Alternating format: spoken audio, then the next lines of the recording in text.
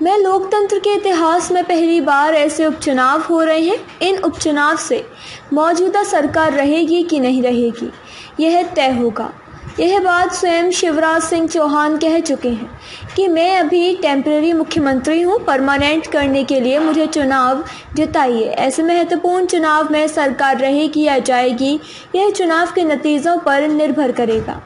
28 में से 27 ऐसे उम्मीदवार बन गए हैं जो कांग्रेस से जाकर भारतीय जनता पार्टी में शामिल हो गए।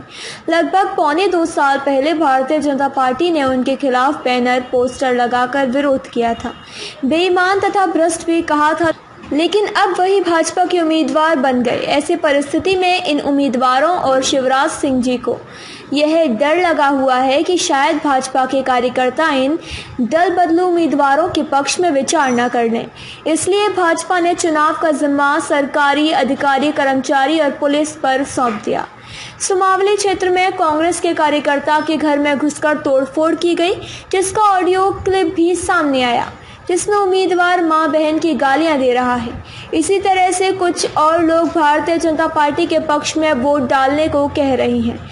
यह सारी शिकायतें हमने चुनाव आयोग से की हैं। हमें उम्मीद है चुनाव आयोग इस पर कार्यवाही करेगा। हमने चुनाव आयोग से अनुरोध भी किया कि कार्यवाही से हमें भी सूचित किया जाए। उपचुनाव में अपनी भूमिका को लेकर कहा कि उपचुनाव में दिग्विजय सिंह की भूमिका है कि भाजपा को हराओ और कांग्रेस को जिताओ।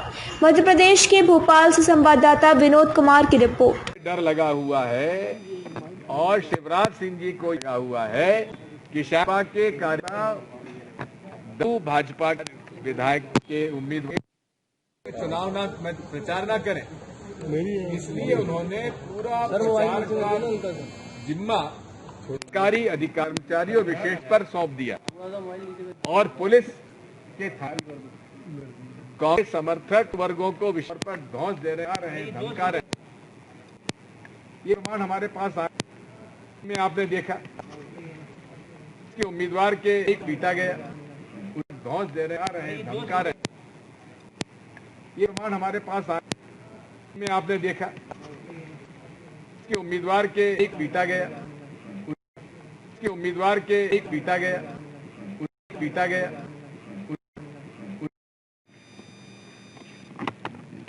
26 उम्मीदवार बाहर गए और भाजपा पार्टी के उम्मीदवार इनका की अभी लगभग पहले भारतीय के विरोध किया था, यहाँ पोस्टर बैनर लगा, पर्चे बांट को बेईमान का अत्याचारी, अब वही भाजपा हो गए। स्थिति में यहाँ पोस्टर बैनर लगा, पर्चे बांट को बेईमान का अत्याचारी, अब वही भाजपा हो गए। स्थिति में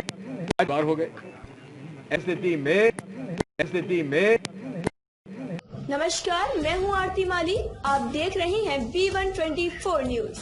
चैनल को सब्सक्राइब करें और सबसे पहले खबर पाने के लिए घंटी के बटन को दबाएं।